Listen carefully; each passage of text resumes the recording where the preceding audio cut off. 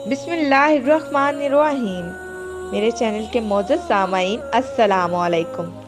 میں آپ کو اقرا اسلامک سٹوریز میں خوش آمدید کہتی ہوں اور امید کرتی ہوں کہ آپ لوگ ایمان اور صحت کی بہترین حالت میں ہوں گے اور نیک کاموں میں مشغول ہوں گے۔ تو چلیں وقت ضائع کیے بغیر چلتے ہیں آج کے۔ ایک شخص کو آپ نے نصیحت کی اور فرمایا کہ وہ کام کیا کرو، اگر تم کو اس کام میں کوئی دیکھ لے تو تم کو ناگوار نہ ہو۔ فرماتے تھے کہ علماء کی مجلسوں سے علیحدہ نہ رہا کرو۔ خدا نے روئے زمین پر علماء کی مجلس سے زیادہ بزرگ کوئی مقام پیدا نہیں کیا۔ فرماتے تھے کہ علم حاصل کرو اور علم کے لیے سکینہ اور وقار اور علم سیکھو۔ فرمایا جب کسی عالم کو دیکھو کہ دنیا سے محبت رکھتا ہے تو دین کی بات میں اس کا اعتبار نہ کرو۔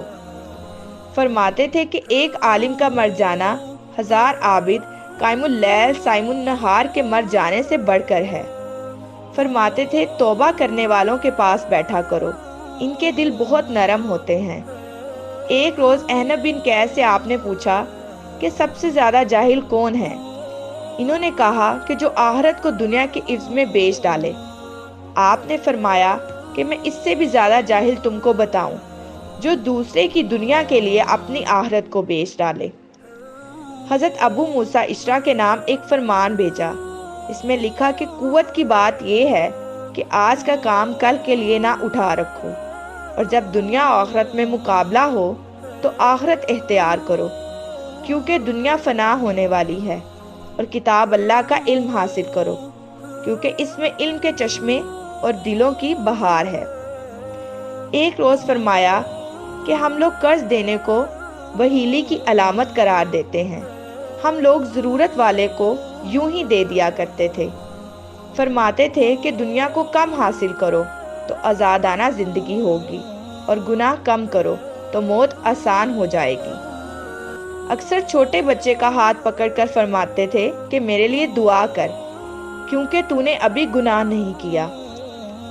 اخیر عمر میں بکثرت یہ دعا مانگا کرتے تھے کہ یا اللہ مجھے اپنی راہ میں شہادت عطا فرما اور اپنے رسول کے شہر میں موت دے۔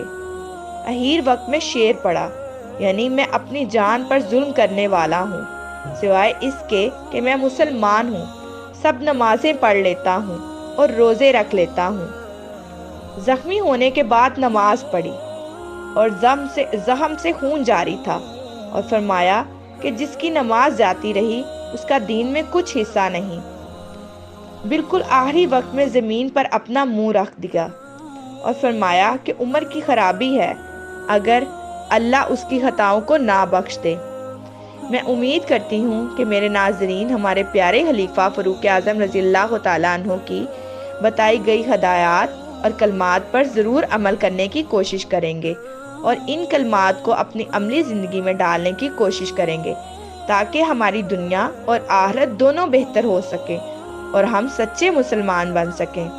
اور اگر آپ ایسے بہت سے اسلامی واقعات اور اسلام کے بارے میں بہت کچھ جاننا چاہتے ہیں تو ہمارے چینل کو لائک، سبسکرائب اور شیئر کرنا مت بھولیں، اور ساتھ ہی ساتھ بیل آئیکن بٹن کو ضرور دبائیں تاکہ ہر آنے والی نئی ویڈیو کا نوٹیفیکیشن آپ کو آپ کی اسکرین پر ملے۔